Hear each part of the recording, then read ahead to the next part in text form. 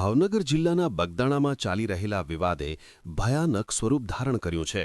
નવનીત બાલધિયા પર થયેલા હુમલાના કેસમાં ન્યાયની માંગ સાથે કોળી સમાજના 4 યુવાનોએ બગદાણા ધામની બહાર જાહેરમાં આત્મ વિલોપનનો પ્રયાસ કરતા સમગ્ર પંથકમાં સનસનાટી મચી ગઈ છે. ગોંડલ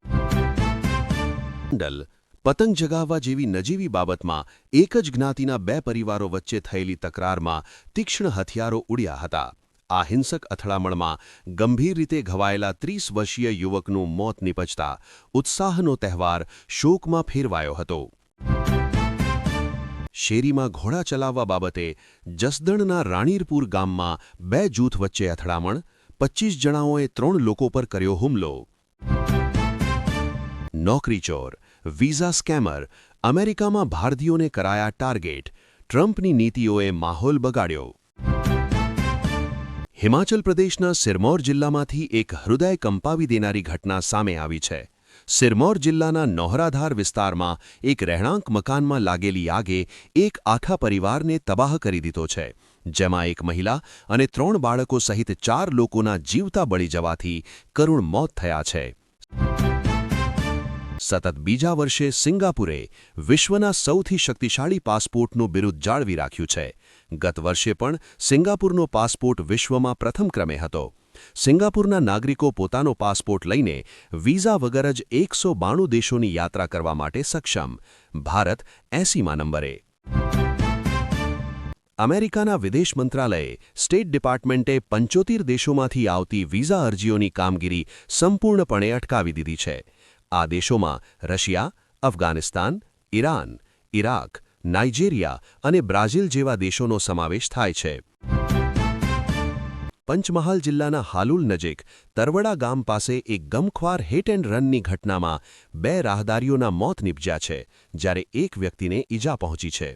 અકસ્માત સર્જી ઇકો વાનનો ચાલક વાહન સહિત ફરાર થઈ ગયો હતો. અમદાવાદમાં ખૂની ખેલ ખેલાયો. કાંકરિયા ફૂટબોલ ગ્રાઉન્ડ નજીક લાકડી છરાના ઘા ઝીંકી યુવાનની હત્યા. દાહોદમાં ઉત્તરાયણે દિવ્યાંગ 60 ફૂટ ઊંચા વોચ પર મરવા ચઢ્યો. પીએમ મોદીને સંબોધી ડાયરીમાં લખેલી સુસાઇડ નોટ ફેંકી. હાઈ વોલ્ટેજ ડ્રામા બાદ રેસ્ક્યુ. આરપીએફે માર્યાના આક્ષેપ. ગુજરાતમાં ઉત્તરાયણે 5ની જિંદગીની દોર કાપી. બાયડ, ખંભાત અને જંબુસરમાં 3ના ગળા કપાયા.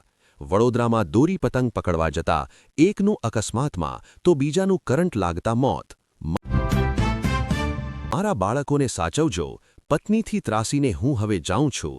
વિડિયો કોલ પર પરિવારની નજર સામે કેનાલમાં જંપ લાવ્યો. કહ્યું, હું હવે થાકી ગયો છું. મારા સાસુ અને પત્ની જીવવા નથી દેતા.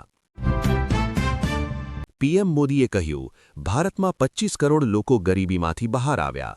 28મી CSPOC કોન્ફરન્સનું ઉદ્ઘાટન કર્યું. 42 દેશોના 61 સ્પીકર્સ અને પ્રિસાઇડિંગ ઓફિસર્સ સામેલ થયા. પ્રયાગરાજ માઘ મેળામાં સતત બીજા દિવસે આગ લાગી. 10થી વધુ તંબુઓ લપેટમાં આવ્યા. કલ્પવાસીઓમાં અફરાતફરી મચી ગઈ. પંજાબમાં નશા માટે યુવતીએ વૃદ્ધનો કપડાં ઉતારી વીડિયો બનાવ્યો. અંકલ અંકલ કરીને ઓટો ડ્રાઈવરને ઘરે લઈ ગઈ. મદદ કરવાના બહાને રૂમમાં બોલાવ્યા. ડ્રગ્સની વ્યસની ગેંગે લૂંટ કરી.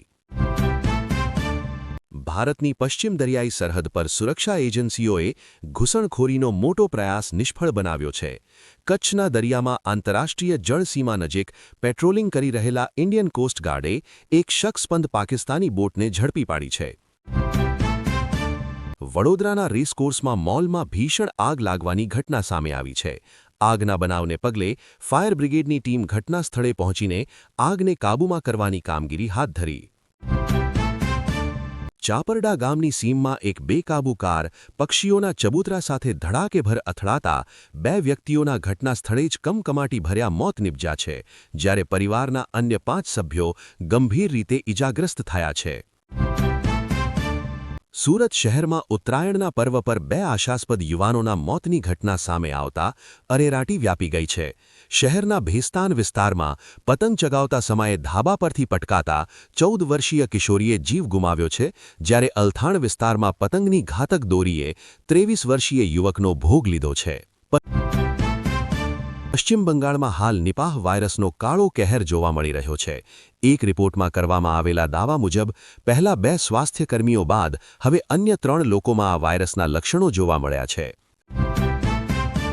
Reserve bank of India RBI દ્વારા ધોરણ 10 પાસ યુવાનો માટે નોકરીની મોટી તક બહાર પાડવામાં આવી છે. આરબીઆઈએ 15 જાન્યુઆરી 2026ના રોજ ઓફિસ અટેન્ડન્ટની 572 જગ્યાઓ માટે સત્તાવાર નોટિફિકેશન જાહેર કરી. કેનેડામાં 166 કરોડના સોનાની ચોરીમાં ભારતીયનું નામ સંડોવાયું, પ્રત્યાર્પણની માંગણી કરાઈ. જામનગર જિલ્લાના ધ્રોલ ખાતે એમડી મહેતા જિલ્લા વિજ્ઞાન કેન્દ્ર ધ્રોલ અને FProBCI પ્રોજેક્ટ દ્વારા ધ્રોલ વિસ્તારની આજુબાજુના 5 ગામની 160 મહિલા બહેનો માટે અંધશ્રદ્ધા નિર્મૂલન કાર્યક્રમનું આયોજન ધ્રોલના પટેલ સમાજમાં કરવામાં આવ્યું હતું. વલસાડ જિલ્લા લોકલ ક્રાઇમ બ્રાન્ચે વાપીના હરિયા પાર્કમાં આવેલા નક્ષત્ર પેલેસના એક ફ્લેટમાં દરોડા પાડી ₹500ના દરની નકલી નોટ છાપવાનું કારખાનું ઝડપ્યું છે. પોલીસે ફ્લેટમાંથી ₹500ના દરથી નકલી 1215 નોટ, 2 મોબાઈલ, રોકડા ₹1560, નોટ બનાવવા ઉપયોગમાં લેવાયેલા સાધનો સહિતનો મુદ્દામાલ જપ્ત કરી મહિલા સહિત 2 આરોપીની ધરપકડ કરી. જામનગરની ટ્રાફિક શાખામાં ગત વર્ષ દરમિયાન નિષ્ઠાપૂર્વક કામગીરી કરનાર ટ્રાફિક પોલીસ કર્મચારીનું એસપી દ્વારા સન્માન કરાયું.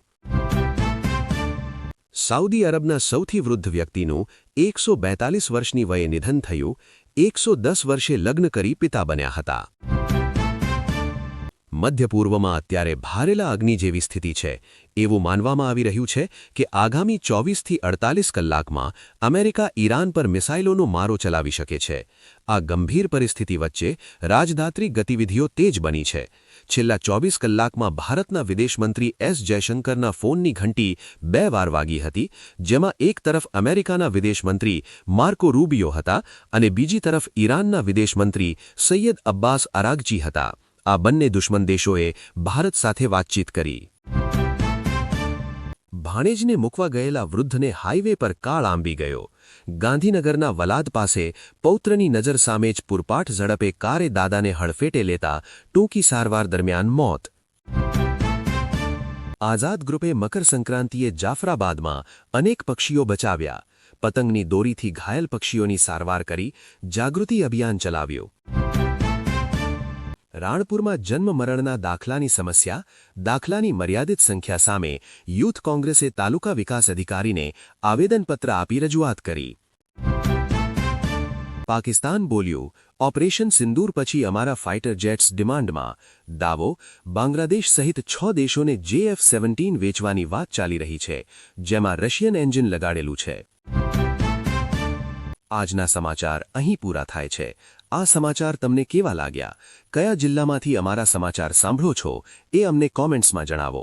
દરરોજ સમાચાર સાંભળવા અમારી ચેનલ વિશ્વદર્શનને લાઇક કરો, શેર કરો અને સબસ્ક્રાઇબ જરૂર કરજો. મળીએ કાલે નવા સમાચાર સાથે.